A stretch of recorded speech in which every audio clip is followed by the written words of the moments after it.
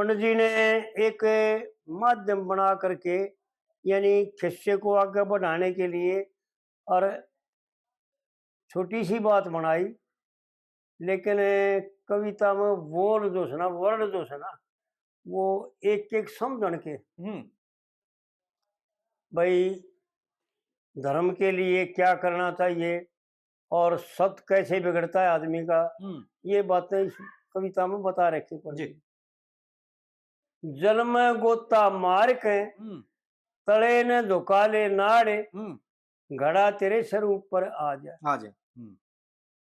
तू भंगी के जल भरे हाल, जेकर कदे सुन लेना राम लाल। यो ख्याल मेरे, यो ख्याल तेरी, यू ख्याल घना से तेरी नार के, यो ख्याल घना से तेरी नार के, कदे दुनिया जोड़े राड़े, मेरे सिर तो मंदना लाजा लाजा। जल में गोता मारे तले न नुकाले नाड़, घड़ा तेरे सर ऊपर आ जा। और फिर दूसरी कली में यूं बताता है, सदन तेरी ब्याही का कहना से, और आगे आप अपना लेना से, रहना से बीच संसार के, रहना से बीच संसार के, मैं धर्म खेत तू बाढ़, भूल के कदे खेत न खा जा। बेचारणी ये बात है जी। यानी वीर और मर्द, देखो पंडित जी ने कहने में तो छोटी सी बात है जी, और लोग समझ में आवे कैसे, क्योंकि इतनी गहराई तो खोल के बतावे ना और समझ में आवे ना। नो बात है ये बारे न्यू तो कह दी, सदन तेरी ब्याही का कहना से, और आगे आप अपना लेना से जी। इस लाइन को समझो भाई, तू अपना जिम्मेवार है, मैं अपना जिम्मेवार हूँ, ठीक है। वह रानी कहती है राजा को, भाई है सब अपने जिम्मेवार, तेरे मन से तू अगर विषयी है और मैं निर्विषयी हूं, तो तेरा नाश होगा, मेरा कुछ नहीं बिगड़ेगा, ठीक है। क्योंकि ऐसा हमारे संतों ने दिखाया है कि अपनी इच्छा ना हो तो किसी कर्म से पाप नहीं लगता। करणिया का लगेगा, अगले के जो इच्छा करके करता है ना, भोग करता है, उसका लगेगा। तो आड़ खोल के यूं बता रहे हैं, एक एक बात इशारा करके बताओ भाई, कदे मौका पड़े ना फिर गहराई से फिर खोलांगे। लेकिन भाइया ने समझावा हाँ कि भाई इतना ही समझ लें, सदन तेरी ब्याही का कहना से, और आगे आप अपना लेना से जी, और रहना से बीच संसार के, मैं धर्म खेत, यानी औरत मर्द के लिए धर्म का खेत होता है, उसमें जैसी कमाई करेगा वैसा जिन्निस पा जाएगा, ठीक है। बात समझ में आएगी। यानी मैं पंडित जी कितनी गहरी बात कह रहे हैं, मैं धर्म खेत तू बाढ़, भूल के कदे खेत न खा जाए। यानी जो बार बार स्त्री का संग करते हैं और उसने सुख की भोग वस्तु मानते हैं, वो खेत खाते हैं, अपना है खेत, और का नहीं अपना। हवा बाढ़ खेत न लाग खाने, या वाह बात छाड़ है। वाह वाह, ऐसा ये तो उदाहरण है कि जैसे बाढ़ खेत ने खागी तो खेत कैसे रहेगा। इसी प्रकार अगर मर्द तू मैं धर्म खेत तू बाढ़ जी, यानी वीर मर्द का खोल के बता दिया पंडित जी ने, वीर खेत है और भाई मर्द बाढ़ है। और जो आप पर खा लेगा और की रक्षा कर लेगा, इसका समझ में था जी भाई, और तो सब बाहर की रक्षा कर लेगा जी, लेकिन आप पर खा गया तर बिल्कुल। फिर क्या हुआ, मैं धर्म खेत तू बाढ़, भूल के कदे खेत न खा जा। और दर्पण में सुर का ध्यान, रह जा बनी बनाई शान जी, ईसा ज्ञान लगाऊं भरतार के जी, मिट जा जी का झाड़, कट जा जी का झाड़। कट जा जी का झाड़, भजन कर हर का गुण गाजा। कट जा जी का झाड़, भजन करे, भजन तो करे पर हर का गुण गाजा। भजन करने का एक तरीका होता है जी। और थोड़े में बता दे भाइया ने, घना लंबा हो जाएगा। राम राम सब कोई कहे भाई, ठग ठाकर और चोर, और जिस नाम ने संत जपे ना वो नाम कोई और। जी। तो आड़ पंडित जी यूं बता रहा है कि भजन करे पर हर का गुण गा। जी। भजन नू नहीं बनेगा। और फिर चौथी कली में बताता है, हाँ जी, मारे सब छुट गए ऐस आनंद, और गले में लिया घाल विपत का फंद। कह लक्ष्मी चल चल सोच विचार के, इसमें तेरा के तेरा बिगाड़, इसमें के तेरा बिगाड़। भजन कर मुक्ति पद पा जा, भजन कर मुक्ति पद पा जा। यानी पंडित जी की कहने में तो छोटी सी बात है, लेकिन विचार करने में बहुत बड़ी बात। यानी आड़े दोनों बात बता दी जी। एक तो यूं बता दिया, मारे सब छुट गए ऐस आनंद, जिनको तू आनंद मान रहा है, जिनको तू सुख मान रहा है, जिनको तू ऐस लूट ली मान रहा है, वो ऐस नहीं कलेश है जी। और तेरे गले में विपत का फंद गल है। गल में गलिया दुख विपता का फंदा, गल घुट भी गया तो गजब है गजब। आड़ पंडित जी ये बात बताओ जी कि यो संसार के जितने भोग पदार्थ है ना, ये फंदा है और गल में आराम तो बेरा भी ना पटेगा, ऐसा घोट के मार देंगे। हाँ जी, हाँ जी। कि बेरा भी ना पट्टे तो मरिया पाओगा। लुटिया पाओगा सब क्यों। ये वाड़े एक चीज और है? एक चीज और हड़ है। हाँ। पहले अभी एक बार हमने जिक्र कराया था, एक बार फिर ले आऊंगा इस चर्चा में। मारे सब छुट गए ऐस आनंद, हाँ। गढ़ में लिया गाल विपत का फंद। हाँ। अग्नि होगा गढ़ में गलिया विपत का फंद ना, गढ़ में लिया गाल विपत का फंद। हाँ जी। गावण में और लेखन में हर जगह न्यू आवा है। गढ़ में गलिया बिगाड़ दिया सारा खेल। लिख भी नहीं रखी है, अन्यू आवा है ना। गढ़ में लिया किसे और तो वापस थोड़ा ही गल गया जी, किसी दूसरे ने थोड़ा ही गाल दिया, आप पे गाल लिया। आप गाल है। मेरे सब छुट गए ऐस आनंद, और गले में लिया घाल विपत का फंद जी। और लक्ष्मी चंद हरि गुण गाजा। चल लक्ष्मी चंद सोच विचार के, चल लक्ष्मी चंद सोच विचार के, इसमें के तेरा बिगाड़।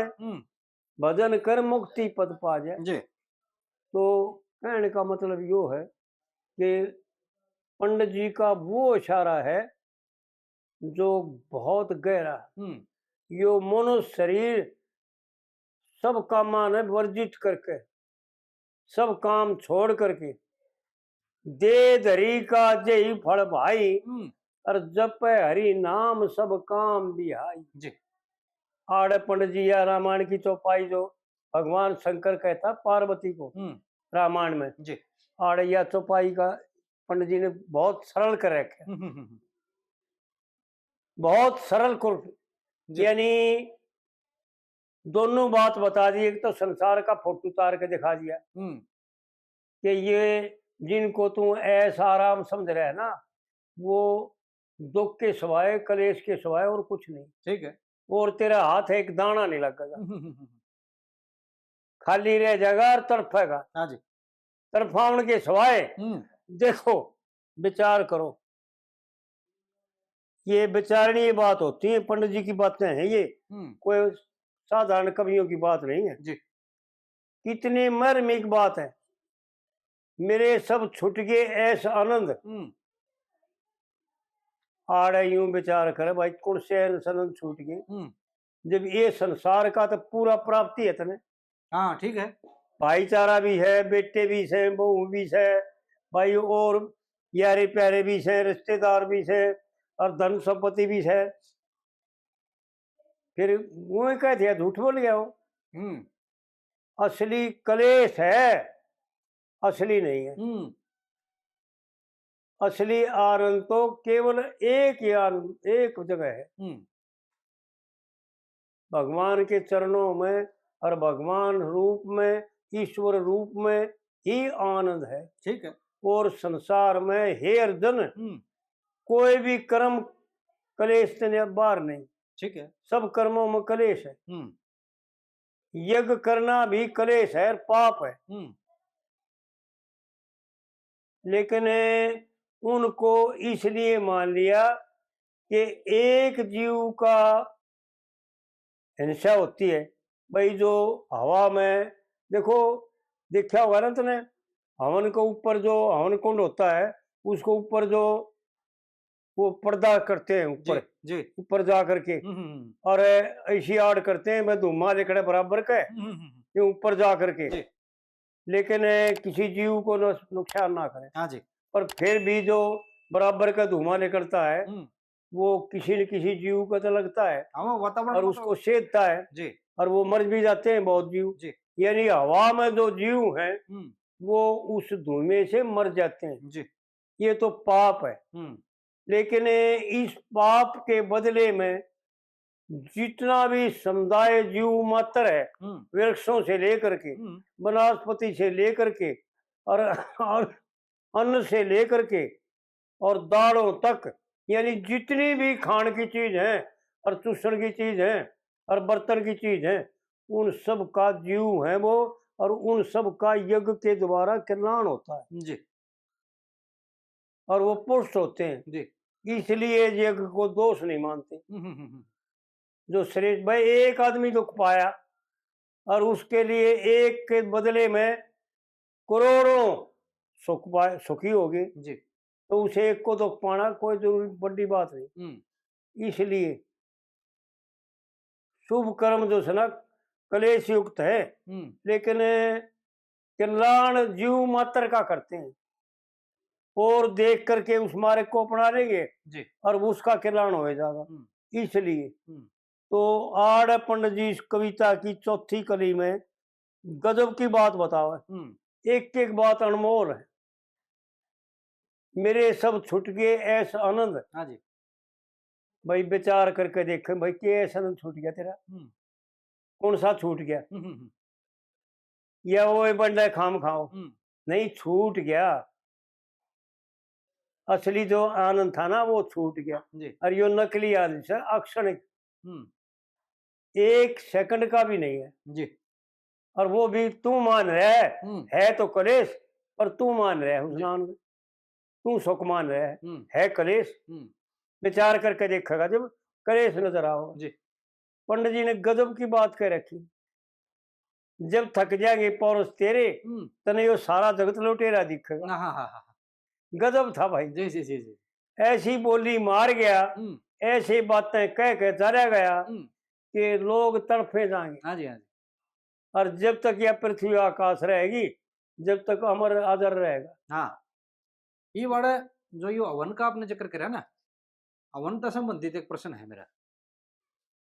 हवन चल रहा है, अभी पूर्णाहुति नहीं हुई है, और बीच में अगर अग्नि बुझ जाए तो क्या वो हवन लगेगा? हवन चल रहा है जी, हाँ, पूर्णाहुति हुई नहीं है, हाँ, लेकिन उससे पहले अग्नि बुझ गई, अग्नि बुझ गई, हाँ, कुंड में अग्नि नहीं रही, हाँ, तो क्या वो लगेगा हवन? ना, दोष आ गया। एक शास्त्री जी ने कराया था न्यू, हवन चल रहा है और कोने ध्यान रहा उसके, और जो जजमान थे उनने भी कौन ध्यान कराया, वो अग्नि बुझ गई, वो भीतर कमरे में करवाने लग रहे थे, सारे का धुआं ही धुआं हो गया। और वो शास्त्री फिर कहे बोला कोई ना यूं तो बोला पवित्र धुआं है, ये तो अंतःकरण भी शुद्ध कर देगा। एक तो ऐसी जगह करते हैं, देखो हवन कुंड की देखो, कोई जगह देखे होंगे आपने, पूरे सोनीपत में देखो मंदिरों में, यानी हवन के लिए खुली जगह चाहिए। हाँ जी हाँ जी। एक तो कमरे में हवन करना वो करता है जो बैठने वाले यजमान और कर्ता दूज, वो सारे दुखी हो जाएंगे धुम्मा में। वो ना आवती दे सकते ना मंत्र बोल सकते ना जी। ऐसा वो बेसमझ थे। एक तो हवन की खुली जगह जी। और ऊपर छावा होनी चाहिए। हाँ। और धुम्मा निकलने की जगह भी ऊपर होनी चाहिए जी। ये तो नेम है। और बिना मंत्रों के, ये संस्कृत के मंत्र होते हैं जितने भी मंत्र हैं ना, ये भगवान से ही प्रकट हुए हैं, भगवान के मुख से जी। ना कि किसी ब्राह्मण ने बनाए। ठीक है बात, ऐसा नहीं है, बिल्कुल। ये मूर्खों की समझ है कि ब्राह्मणों ने लिख रखे हैं। ऐसा नहीं है जी। जो ज्ञान के मंत्र है ना और जो वेद के मंत्र हैं वो भगवान के मुखारबिंद से ही उत्पन्न हुए हैं। भगवान ने ऋषियों को धारण करवाए और उन ऋषियों ने, ब्रह्म ऋषियों ने धारण किए और संसार में उनका प्रचलन किया और अपने शिष्यों को उन मंत्रों के द्वारा यज्ञ करवाए और वह मंत्र सिखाए। जी। ऐसा नहीं है, ऐसा नहीं मानना है कि किसी ब्राह्मण ने लिखे। जी जी। किसी ने नहीं लिखे। हाँ जी, हाँ जी। सबसे पहले वेद उत्पन्न हुआ था भगवान के हृदय से। जब वेद उत्पन्न हुआ तो भगवान ने वेद के लिए ही यह रचना करी थी। सबसे पहले ब्राह्मण रचे। वो हमारा एक साथी है विद्वान शास्त्री, वो मैं बोला भाई, उन्हें पूछा, प्रश्न किया होगा मेरे से कि ब्राह्मण कितने हैं। मैं बोला भाई ब्राह्मण तो 7 हैं वैसे तो। हाँ। बोला जी ना 14 थे। मगर भाई 14 तो थे पर 14 में तो 6 चले गए, 4 तो सनक सनंदन आदि चले गए जी। और 1 नारद चला गया, 5 और 1 राजा दक्ष चला गया जी। 6 राजा दक्ष ने ब्राह्मण नहीं बनया जी जी। जी 6 चले गए, 14 माह तक कह रह गए, 8 रह गए जी। हैं 8 रह गए ना। 8 रह गए, उनमें वशिष्ठ नहीं गिना जाता। वैसे गोत है वशिष्ठ का जी, लेकिन वशिष्ठ सदाबहार है। वो राजा निम्मी का और उसका सरापा हुए जी। जब निम्मी तो मर गया लेकिन वशिष्ठ ने दोबारा जन्म ले लिया, दूसरा शरीर धारण कर लिया, वो मरे जी।